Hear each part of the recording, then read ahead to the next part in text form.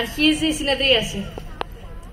Καταρχάς, θα ήθελα να εκφράσω σε όλους μαζί και στον καθένα χωριστά την ευαρέσκειά μου για τις αξιέπαινες προσπάθειες που καταβάλλετε για να ευωδοθεί η εκστρατεία μας κατά της εξουσιάς.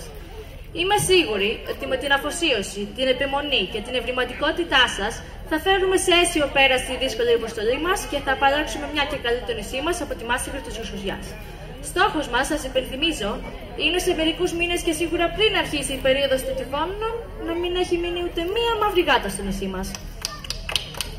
Ας αρχίσει ο απολογισμός. Τι έχει να αναφέρει ο υπεύθυνος του τομέα καταδίωξης και εκκλειδινισμού?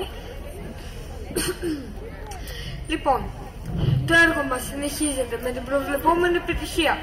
Χτες εξοντώσαμε διόντως 7 μαύρες γάτες.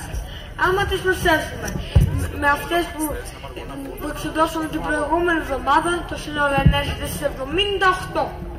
Υπέροχα! Μπράβο! Λαμπρά! Είμαι επίσης εν ευχάριστη θέση να σας ενημερώσω ότι και αυτές τις 78 μαύρες γάτες τις εξοντώσαμε με τη μέθοδο π.χ. Για θυμίστε μου σας παρακαλώ, ποια είναι η μέθοδος π.χ.? Είναι η μέθοδος πνιγμού στο χαμάμ. Τις πνίγουμε σε μπανιέρες ενός απομονωμένου χαμάμ που μας έχει παραχωρήσει γενικά επίλοξο μέλος της αδερφότητας. Εκτός από τη μέθοδο π.χ. χρησιμοποιούμε και τη μέθοδο ΔΕΛΤΑ-Ψ, δηλαδή τη μέθοδο του δηλητηριασμένου ψαροκόκαλου, ή τη μέθοδο ΑΡ, δηλαδή τη μέθοδο του εγκαθοτούρου πάλμου, ή τη μέθοδο ΕΚ, δηλαδή τη μέθοδο του εκρηκτικού καναλιού. Υπέροχα! Και τώρα δίνω το λόγο στον υπεύθυνο του τομέα διαφωτισμού και ενημέρωσης. Η ενημέρωση του χωρίς ιδιαίτερης προσοχής.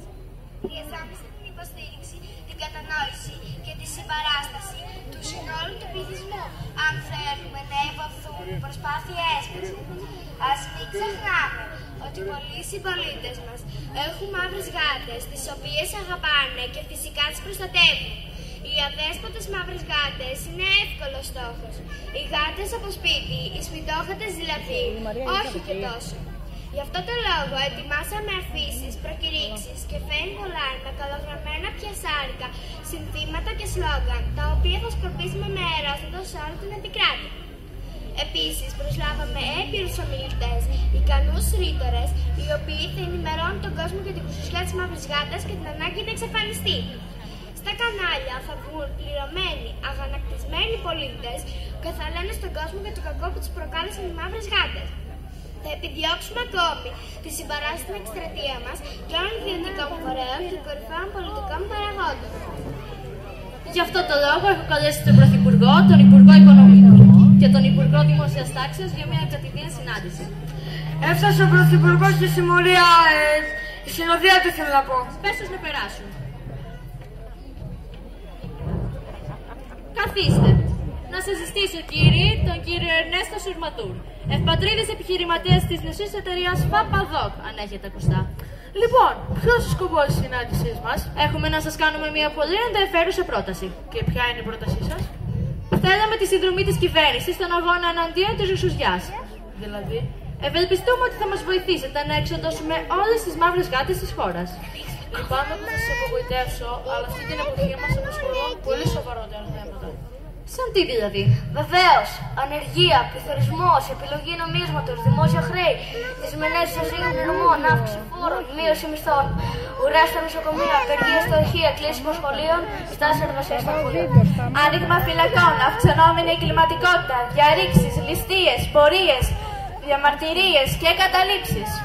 Όπως καταλαβαίνετε, με τέτοια σοβαρά προβλήματα, όσο και να το επιθυμούμε, δεν έχουμε χρόνο να ασχολούμαστε με γάτες.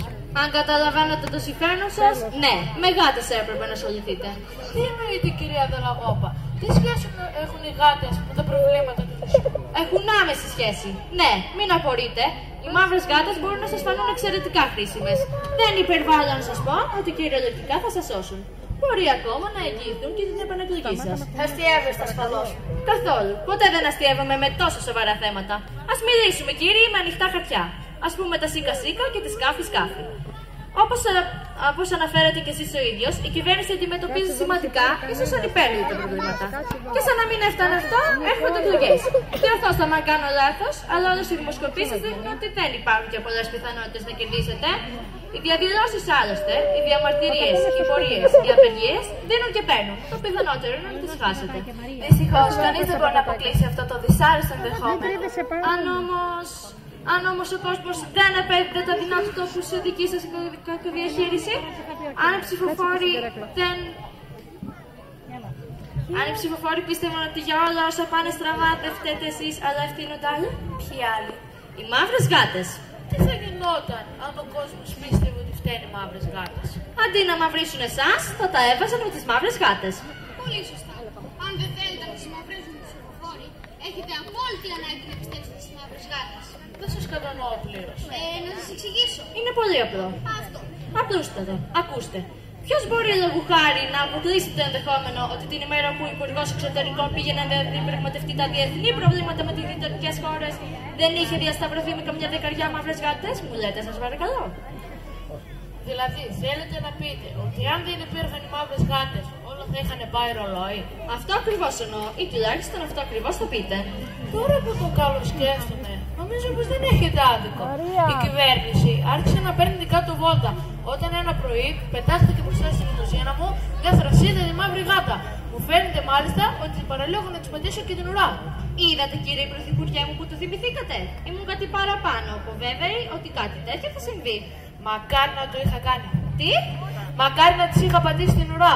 Μακάρι να είχα πατάξει το κακό από τη ρίζα του. Θα έχετε την αμέριστη συμπαράστασή μας στον δίκαιο αγώνα σας για τις συμβείς των συνθηκών της χώρας.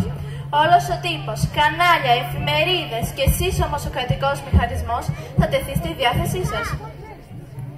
Η εταιρεία Φαμαδό, στην οποία είμαι πρόεδρος, γενικός διευθυντής, ταμείας αλλά και ιδιοκτήτης, θα προσφέρει στο κόμμα σας μια γενναιόδορη προσφορά για την κρίσιμη αυτή καμπάνια. Σας ευχαριστώ πολύ, κύριε Σουρμαδούρ. Ως Υπουργός Οικονομικών θα προσθέσω ειδικά κονδύλια στον προϋπολογισμό.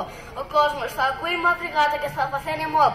Οι γάτες θα φταίνουν για τις χαμηλές συντάξεις. Οι γάτες θα ευθύνονται για τα μόρυπα σχολεία. Οι γάτες θα θεωρούν υπεύθυνοι για τα βρώμικα νοσοκομεία.